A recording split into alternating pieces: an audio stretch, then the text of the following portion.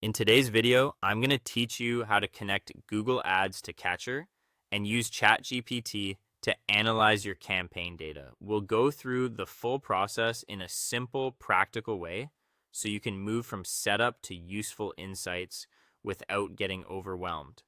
The goal here is to help you bring your Google Ads data into Catchr, connect it to an AI destination like ChatGPT, and then use that information to better understand performance and make smarter advertising decisions.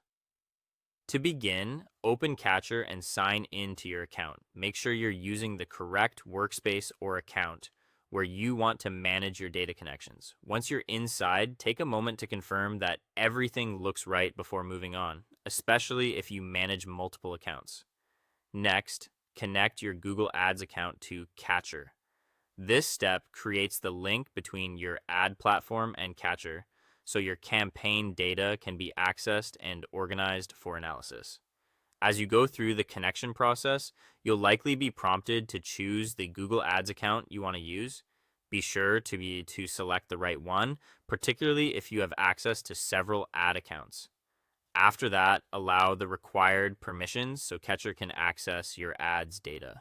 These permissions are essential because they let the platform securely read the campaign information needed for reporting and analysis.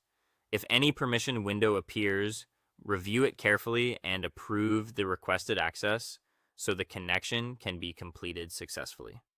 Once your Google Ads account is connected, the next step is to connect Catchr to ChatGPT or your preferred AI destination.